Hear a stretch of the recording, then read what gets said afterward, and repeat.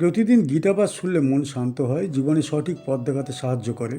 দুঃখ, ভয়, রাগ দূর হয়, আত্মবিশ্বাস বৃদ্ধি পায়। কর্ম ও ভক্তির মাধ্যমে হৃদয়ের শক্তি, ঘরে শান্তি ও জীবনে আলো নিয়ে আসে। তাই প্রতিদিন আমাদের চ্যানেল থেকে 2টি শ্লোক সহ একটি পাঠ শুনুন। ত্যাজ্যম দোষ বুদিত্যেকে কর্ম প্রাহুর্মনীষিণঃ যজ্ঞ দান তপঃ কর্ম ন ত্যাজ্যমিতি চাপরে। কিছু জ্ঞানী ব্যক্তি বলেন, সমস্ত কর্মেই দোষ বিদ্যমান, তাই সব কর্মই ত্যাগ করা উচিত। আবার অন্য কিছু জ্ঞানী বলেন, যজ্ঞ, দান ও তপস্যার মতো পবিত্র কর্ম কখনোই ত্যাগ করা উচিত নয়।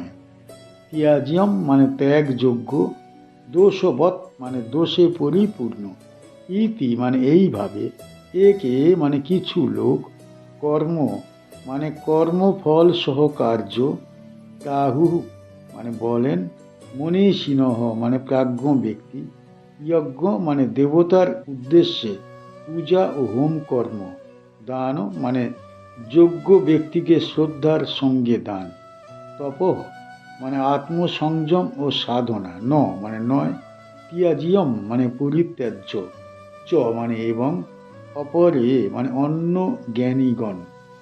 এই শ্লোকে ভগবান শ্রীকৃষ্ণ মানুষের মধ্যে প্রচলিত দুটি ভিন্ন মত তুলে ধরেছেন। একদল জ্ঞানী মনে করেন সংসারের সমস্ত কর্মেই কোনো না কোনোভাবে দোষ লেগে থাকে। মানুষ যখন কোনো কাজ করে তখন তার সঙ্গে অহংকার, লোভ, কামনা ও ফলের প্রত্যাশা যুক্ত হয়ে যায়। ফলে সেই কর্ম আর শুদ্ধ থাকে না। এই কারণে তাঁরা বলেন, কর্ম যদি দোষপূর্ণ হয় তবে কর্ম ত্যাগ করাই শ্রেয়। কর্ম না করলে বন্ধনও থাকবে না, বন্ধন না থাকলে মুক্তি সহজ হবে। তাই তাঁদের মতে সমস্ত কর্ম পরিত্যাগ করাই মুক্তির পথ। কিন্তু অন্য একদল জ্ঞানী ভিন্ন মত পোষণ করেন। তাঁদের মতে যজ্ঞ, দান ও তপস্যা মানুষের চরিত্রকে পবিত্র করে। এই তিনটি কর্ম মানুষের অহংকার কমায়, লোভ দূর করে, হৃদয়কে শুদ্ধ করে এবং ঈশ্বরের প্রতি ভক্তি জাগ্রত করে। যজ্ঞের মাধ্যমে মানুষ নিজের স্বার্থ ত্যাগ করে ঈশ্বরের উদ্দেশ্যে কর্ম করে।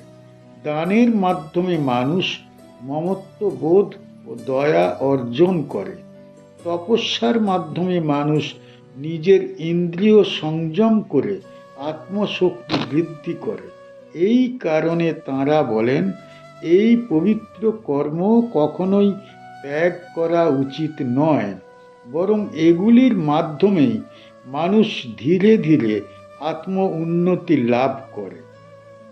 এই শ্লোকে ভগবান সরাসরি কোনো পক্ষ নেননি, তিনি কেবল সমাজে ও শাস্ত্রে প্রচলিত মতভেদ তুলে ধরেছেন। এর মাধ্যমে তিনি অর্জুনকে বোঝাচ্ছেন যে বিষয়টি গভীর এবং সূক্ষ্ম। পরবর্তী শ্লোকগুলিতে ভগবান নিজেই স্পষ্টভাবে বলবেন কোন ত্যাগ প্রকৃত ত্যাগ আর কোন কর্ম পালন করা উচিত। এই শ্লোক থেকে বোঝা যায় শুধু বাহ্যিক ত্যাগ করলেই আত্মশুদ্ধি হয় না, আবার শুধু কর্ম করলেই মুক্তি আসে না। আসল বিষয় হলো কর্ম করবার সময় মনোভাব কেমন। যদি অহংকার, লোভ ও স্বার্থ নিয়ে কর্ম করা হয় তবে সেই কর্ম দোষযুক্ত হয়। আর যদি ঈশ্বর অর্পণ বুদ্ধিতে কর্ম করা হয় তবে সেই কর্ম পবিত্র হয়ে ওঠে। অষ্টাদশ অধ্যায়ে অর্জুন সন্ন্যাস ও ত্যাগের প্রকৃত অর্থ জানতে চেয়েছেন। তিনি জানতে চান সংসার ত্যাগ করাই কি মুক্তির পথ, না কর্তব্য পালন করলে মুক্তি পাওয়া যায়। ভগবান এই অধ্যায়ে ধাপে ধাপে ত্যাগের প্রকৃত স্বরূপ ব্যাখ্যা করছেন। এই শ্লোকে প্রথমে তিনি বিভিন্ন মতের কথা উল্লেখ করেছেন, এরপর তিনি নিজের সিদ্ধান্ত দেবেন। এই প্রসঙ্গটি মানুষের জীবনের সঙ্গে গভীরভাবে যুক্ত, কারণ প্রত্যেক মানুষ কখনো না কখনো ভাবে সংসার ছেড়ে দিলে কি শান্তি আসবে, নাকি সংসারে থেকেই ঈশ্বর সাধনা করতে হবে। আমরা এই শ্লোক থেকে কি শিখব? এই শ্লোক আমাদের শেখাচ্ছে জীবনের প্রতিটি বিষয়ে গভীরভাবে চিন্তা করা দরকার। এই শ্লোক শেখায় সব কর্মই খারাপ নয়, আবার সব কর্মই ভালো নয়। এই শ্লোক আরও শেখায় কর্মের মূল্য নির্ধারিত হয় আমাদের মানসিক অবস্থার উপরে। আরও মনে করিয়ে দেয় এই শ্লোক, অহংকার ও লোভ থাকলে ভালো কাজও পাপের কারণ হয়ে উঠতে পারে। এই শ্লোক আমাদের উৎসাহ দেয় যজ্ঞ, দান ও তপস্যার মাধ্যমে চরিত্র গঠন করতে। এই শ্লোক আমাদের শেখায় ঈশ্বরের উদ্দেশ্যে কর্ম করলে কর্ম সাধনায় পরিণত হয়। এই শ্লোক আমাদের জীবনে ভারসাম্য বজায় রাখতে সাহায্য করে। আরও শেখায় এই শ্লোক যে প্রকৃত ত্যাগ মানে কর্ম ছেড়ে পালিয়ে যাওয়া নয়, বরং আসক্তি ত্যাগ করা। নিশ্চয়ং শৃণু মে তত্র ত্যাগে ভরত সত্তম, ত্যাগো হি পুরুষ ব্যাঘ্র ত্রিবিধ সন প্রকীর্ত্যতঃ। হে ভরত বংশের শ্রেষ্ঠ অর্জুন, এখন ত্যাগ বিষয়ে আমার নিশ্চিত সিদ্ধান্ত মনোযোগ দিয়ে শোনো। হে পুরুষ সিংহ, শাস্ত্রে ত্যাগকে ৩ প্রকার বলা হয়েছে। নিশ্চয়ম মানে নিশ্চিত সিদ্ধান্ত, শৃণু মানে শোনো, মে মানে আমার, তত্র মানে সেই বিষয়ে, ত্যাগে মানে ত্যাগ সম্পর্কে, ভরত সত্তম ভরত বংশের শ্রেষ্ঠ, ত্যাগ মানে ত্যাগ হি নিশ্চয়ই, পুরুষ ব্যাঘ্র মানে মানুষের মধ্যে সিংহ সদৃশ, ত্রিবিধ মানে ৩ প্রকার, সন প্রকীর্তিত শাস্ত্রে বর্ণিত। এই শ্লোকে ভগবান শ্রীকৃষ্ণ অর্জুনকে সরাসরি সম্বোধন করে বলেছেন, এখন তিনি ত্যাগ বিষয়ে নিজের চূড়ান্ত মত প্রকাশ করতে যাচ্ছেন। এতক্ষণ তিনি বিভিন্ন জ্ঞানীর মতামত বলেছেন, এখন তিনি নিজের সিদ্ধান্ত জানাচ্ছেন। তিনি অর্জুনকে ভরত সত্তম ও পুরুষ ব্যাঘ্র বলে সম্বোধন করেছেন। এর মাধ্যমে তিনি অর্জুনের বীরত্ব, শৌর্য ও যোগ্যতার প্রশংসা করছেন, কারণ এই গভীর তত্ত্ব বুঝবার যোগ্যতা অর্জুনের আছে। ভগবান বলেন, ত্যাগ একটি গভীর বিষয়। এটি শুধু সংসার ত্যাগ নয়, এটি মনের ত্যাগ, আসক্তির ত্যাগ এবং অহংকারের ত্যাগ।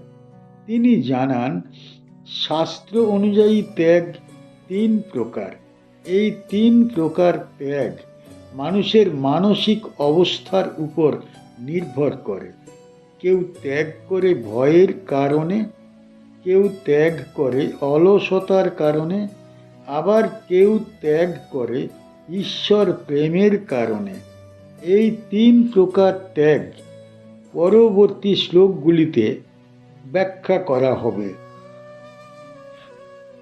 এই শ্লোকের মাধ্যমে ভগবান আমাদের বোঝাচ্ছেন, ত্যাগ মানেই ভালো নয়, ত্যাগের পিছনের উদ্দেশ্যই আসল।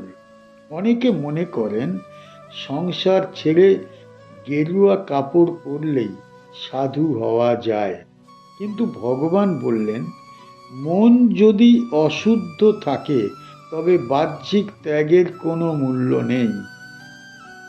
এই শ্লোক আমাদের শেখায় ত্যাগ একটি সূক্ষ্ম বিষয়। এটি বোঝবার জন্যে ধৈর্য, শ্রদ্ধা ও মনোযোগ দরকার। ভগবান যখন বলেন নিশ্চয়ং সিনু, তখন তিনি চান অর্জুন গভীর মনোযোগ দিয়ে শুনুক, কারণ এই তত্ত্ব জীবনের দিক পরিবর্তন করতে পারে। অষ্টাদশ অধ্যায়ে ভগবান ত্যাগ এবং সন্ন্যাসের প্রকৃত অর্থ ব্যাখ্যা করছেন।